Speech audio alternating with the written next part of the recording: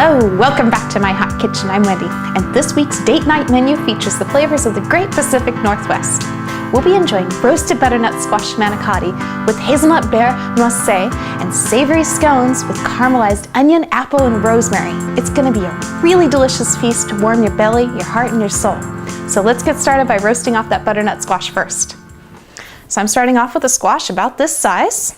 And I'm just gonna slice into it and open it up. I'm using my largest, sturdiest knife here.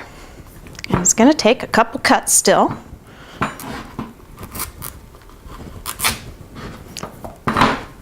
There we go.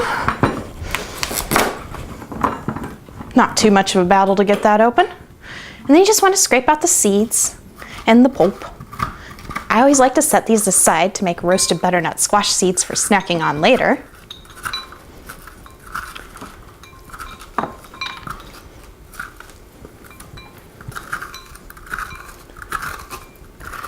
And then you'll be left with just the sweet, wonderful, and also highly nutritional meat of the squash. Let's get all those little strings out of there. They really don't do anything to benefit the texture. There we go. Good. Now the butternut squash is sort of the flavor foundation of the manicotti. In fact, it's really almost entirely going to be the filling with a couple extra ingredients added to it to make it extra delicious. And you're really going to like it because it's nice and meaty and it's sweet. And there's lots of added benefits of nutrition. It's high in beta carotene, high in fiber, and all sorts of other good stuff. So once you've got the squash depulped and de-seeded, you just want to season it up with a little salt and pepper. Don't go too crazy with this, but it is an important step.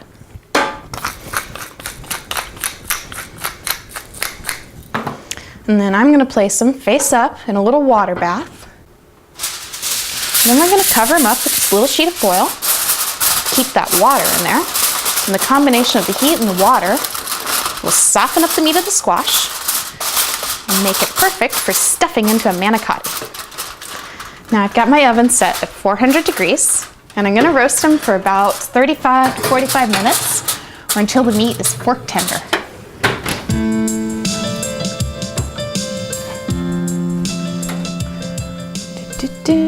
Okay, it looks like I have all my mise en place here to move on to the savory scones. So I'm going to get those going now while those squash roasts. So I'm going to first start with 2 cups of all-purpose flour, 2 tablespoons sugar, 1 tablespoon baking powder, and a little half teaspoon of salt.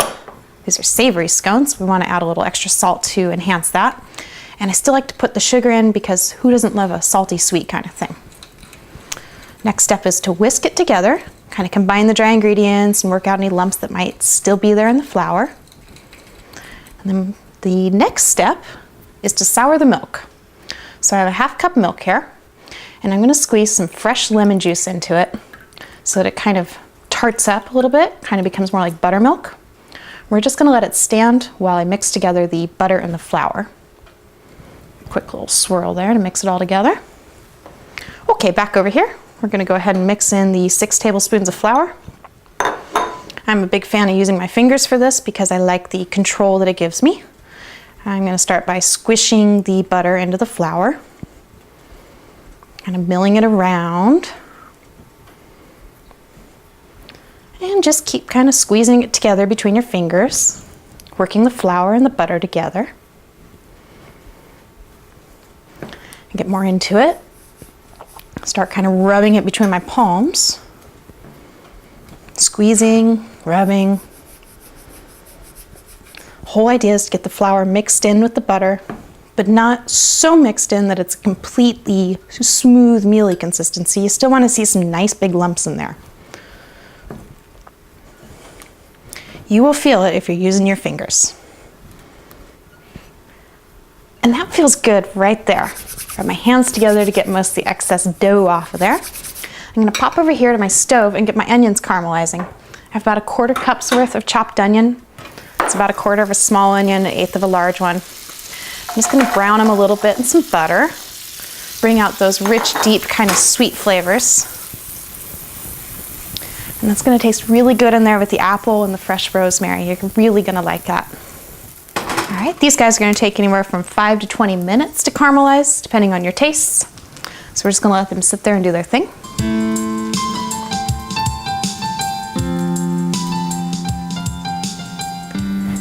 Okay, my little onions. You can see that the onions have developed a nice little caramelized color. You can take them darker than this if you like, but I think that this is sufficient and we'll get the point across just fine. So I'm gonna pour them out of the pan. I'm just gonna go ahead and bring that butter with them. A little more butter in a scone is a good thing. Let them cool off for a moment. So let's go back to the scones here. I'm gonna go ahead and crack my egg into it. I'm just gonna give the egg a little light whisking first. Beat it up a little bit, mix that yolk and white together. It's gonna get plenty of mixing, so you don't have to get too fussy about that. And then the milk. If you take a look at it, you can see that it's kind of started to curdle a little bit. Normally that's a bad thing, but in this recipe, that's very good. Let's go ahead and pour that in. Mix it together, kind of gently fold it until it just starts to come together, and then we'll add in the other fun ingredients.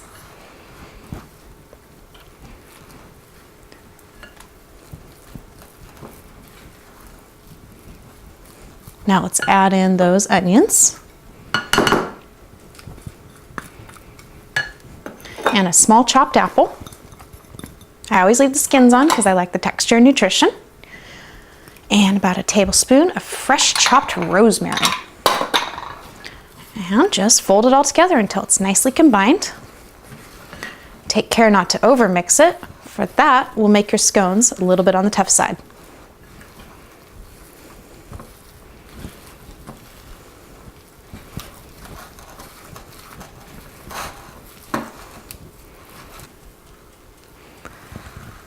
And that is perfect, just like that.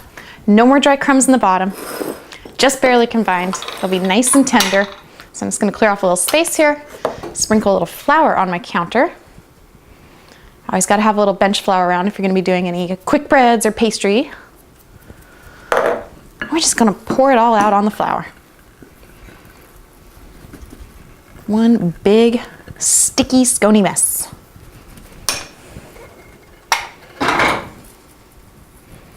A little more flour on top so that it doesn't keep sticking.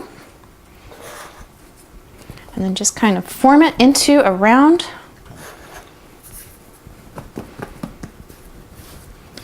And using the minimal amount of handling possible, pat it out about 1 inch thick. And then cut it into triangles. I'm gonna go for about 8.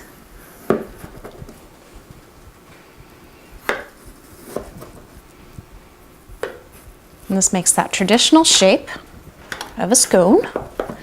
Some people also like to make them into rounds. That's fine too. And I'm going to put them in my ungreased pan.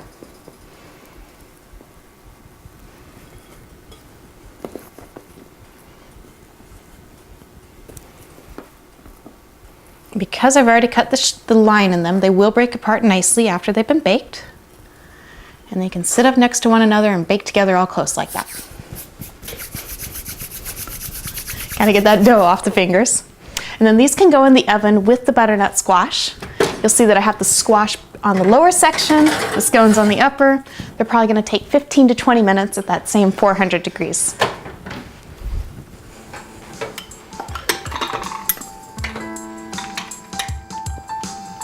Hi everyone, it's Wendy, and I just wanted to tell you about my e-cookbook, Date Night at Home Recipes for Two. There's over 80 original recipes with nice detailed instructions and plenty of tips and hints. It sells for $7.99. Go to our website, hotkitchenonline.com, and follow the links. It's available for your computer or your Kindle.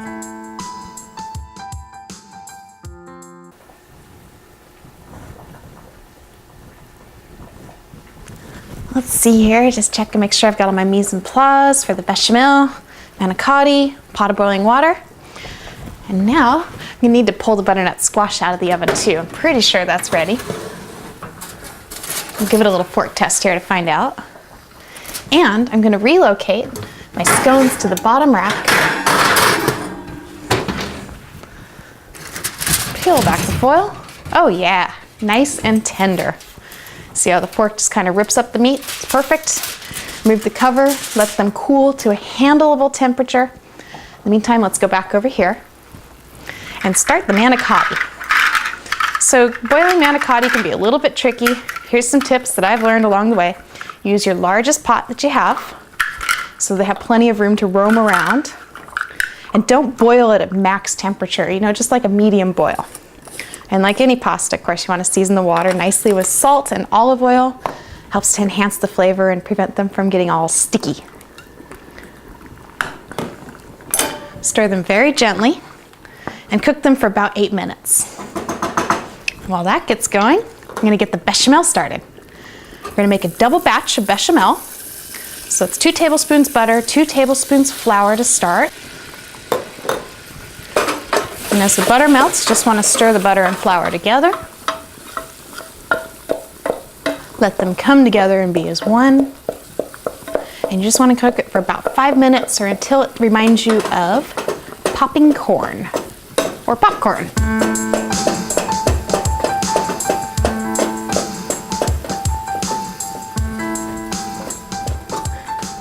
Looks like the roux has progressed nicely and it's giving off that popcorn-like aroma that I was mentioning earlier. So we're ready to go on to the next step here. Go ahead and hit the roux with about 1.5 ounces of cream sherry, about 1.5 teaspoons of salt, about 1/2 teaspoon of white pepper. Black pepper's fine too if you have that instead of white pepper. The white pepper's really nice though in a white sauce such as a bechamel because it's a little milder, a little spicier, and it just goes a little bit better. Stir those things together and then add in 2 cups of milk. Mix that together until you have one smooth consistency and bring it up to a boil. Drop it down to a simmer. And then you'll want to simmer it for 5 to 10 minutes or until it's nice and smooth and there's not a lot of floury texture left into it. Now let's go get those scones out of the oven.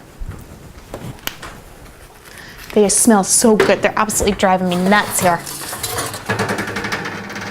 I'm just going to go ahead and run my knife through them on those lines that I cut. That'll make sure they come out nice and easy when it's dinner time.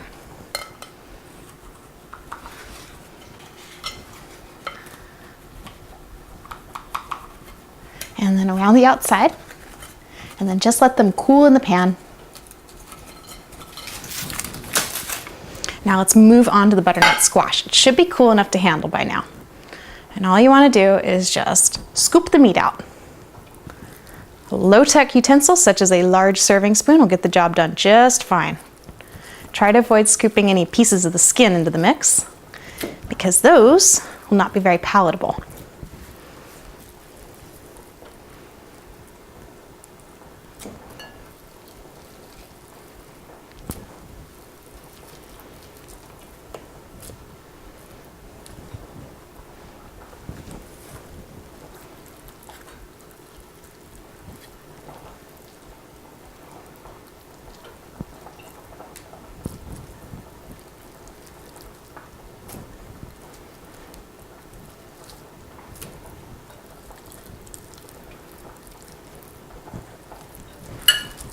And really what you need is at least 2 cups worth, and depending on the size of your butternut squash, you might get more out of it.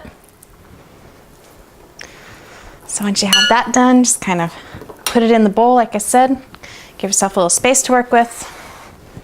And let's come back over here and check on the manicotti.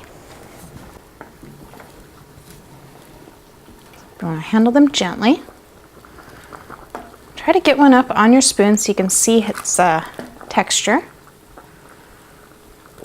Once they kind of flatten out, and if you start to see any cracks in them, that's when you know that they are ready to drain.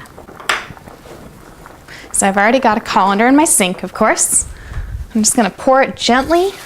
Gentle is the key here, friends. Gently into the colander. Rinse them with some cool water to stop them from cooking. Give them a little gentle shake off. Get that water out of there. And then return to over here. Just gonna kind of set them off to the side. So the number one indicator to me for when a bechamel is ready is the consistency. I like to see it coat the back of the spoon, and it's starting to do that, but it still needs a few more minutes to let the extra liquid cook out. So we're just gonna leave it alone here while I get some sausage browning. So I have a little link of hot Italian sausage. I really like keeping links around. They're easy to freeze, they hold well, and they're very handy because it's just like about 4 ounces of sausage, which is perfect when you're cooking for 2. The thing that you have to do is get it out of its skin. So I like to cut open the skin and either scrape out or extrude out the sausage that's inside. I want to extrude it and put it right in a nice hot pan so that it can start to brown right away. Now I'm putting sausage in this recipe, but my vegetarian friends, you don't have to. I would recommend that instead of sausage, you use some nice sauteed mushrooms, season them up nicely, make them a little hot, and get them going. And of course, I was just handling raw meat, so it's time to wash my hands.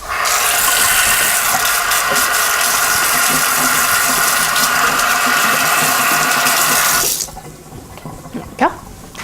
Now I'm just going to use my spoon here and break up the sausage into little clumps. That way it's all nice and crumbly and it works all the way through the stuffing.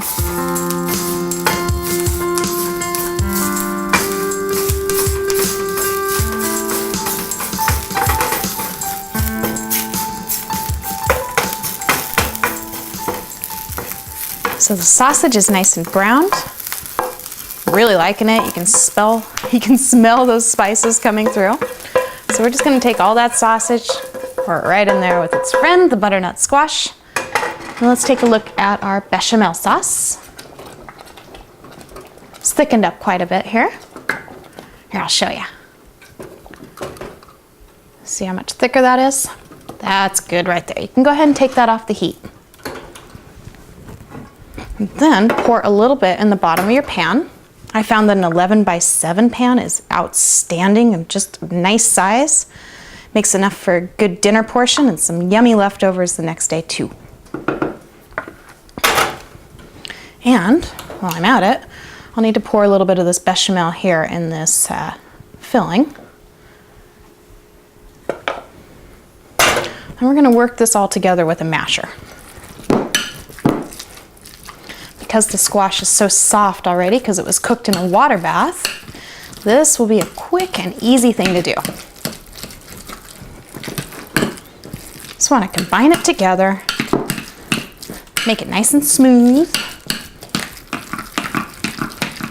and give it a little taste and see how it is. Yummy. And this would be the point where you would want to adjust the seasonings to your taste with a little salt and pepper. I think it's perfect. So I'm going to move on. Now it's time to fill the manicotti. Now some of the manicotti will come out intact. Some of them probably won't. It's not a big deal.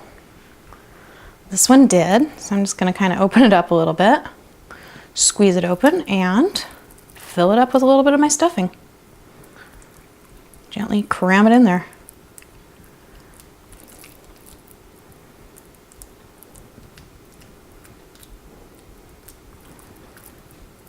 Using your fingers is a great idea for this because your fingers are very sensitive to pressure and will help you to know how hard is too hard and how soft is just right. A gentle touch will yield you the best results here.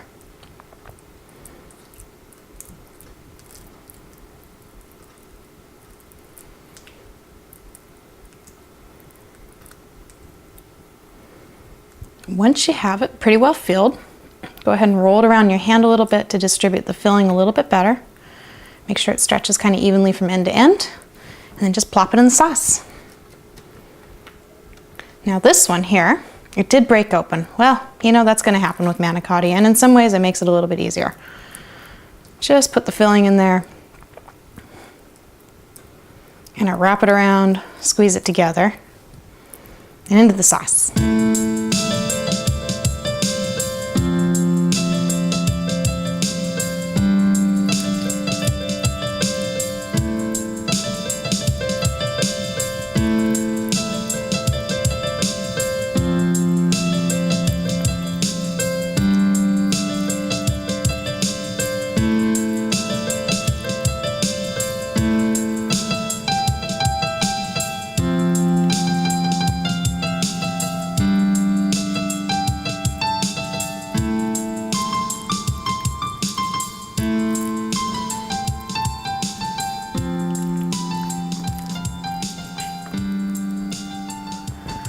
I need to wash my hands off.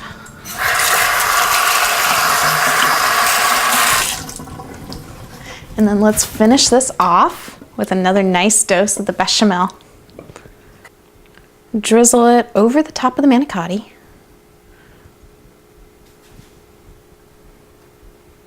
I'm going to put a nice little stream on the top of each one here. Your objective is to make sure that there's no exposed pasta because that will dry out in the oven. Once you have a nice amount on there, go ahead and just use your spoon or a little brush, kind of smear it around a little bit.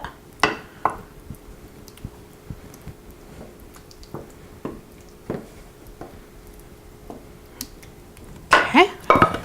And then finish it off with a couple ounces of finely grated Jarlsberg or Swiss cheese. I really like the flavor of the Jarlsberg cheese. It's got a nice sweetness, nice nuttiness to it. And that's what I recommend. But any sort of Swiss cheese will do. And let's go ahead and pop this in the oven. Bake it uncovered at about 350 degrees for about 30 minutes or until it starts to look happy, lightly caramelized, and the cheese is all melted and gorgeous.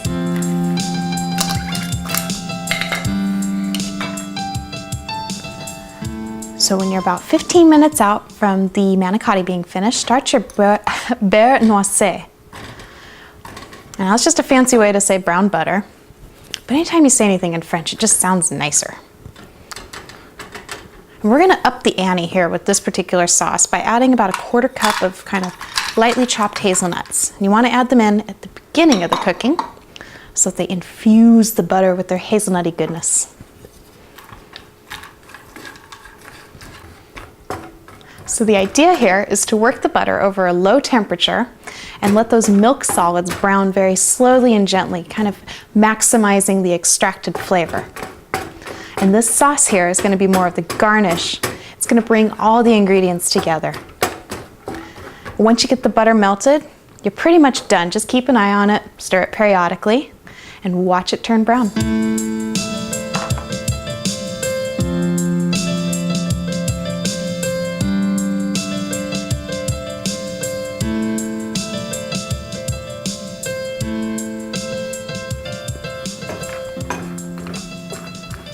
Well, that's looking beautiful. You see when you pull the foam back how brown it is, and look at the color of the hazelnuts. Amazing. Let's go ahead and get it off the heat. Give it a chance to settle in. And let's go get the manicotti out of the oven. I have a feeling it's gonna be beautiful, and it is.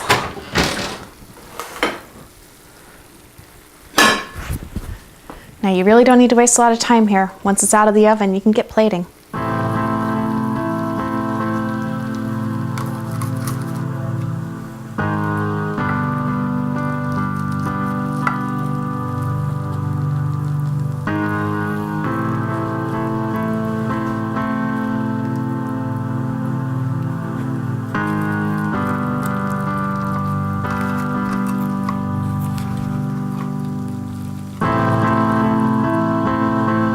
See, those broken manicottis don't impact your dish at all.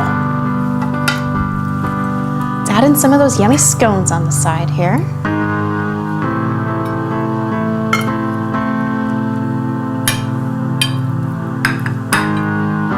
And then the hazelnut beurre noisette. Pour it right over the top. Let it pour off the sides and onto the plate. Garnish with a little bit of fresh basil. And there you go.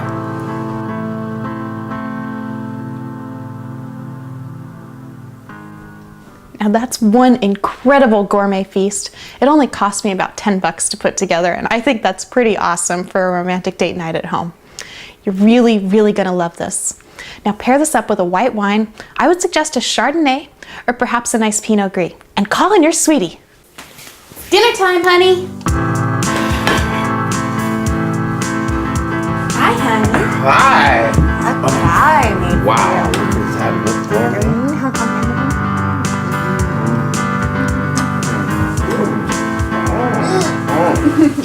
Love you. Love, too. Oh, that's yummy. fun putting nuts and butter together. Another wonderful day at dinner. Date night. I'm excited about this scone. Ooh, that's heavy.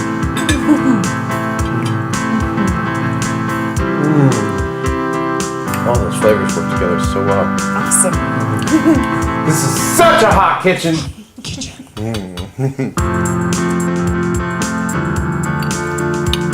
So thanks for joining me in my hot kitchen tonight.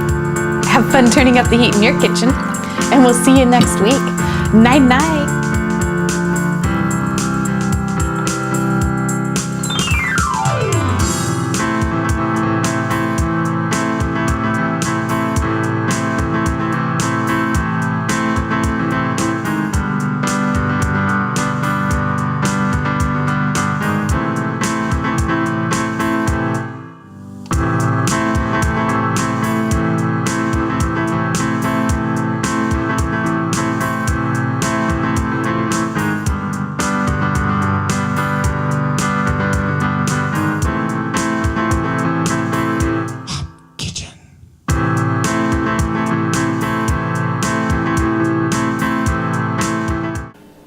Pet the kitties.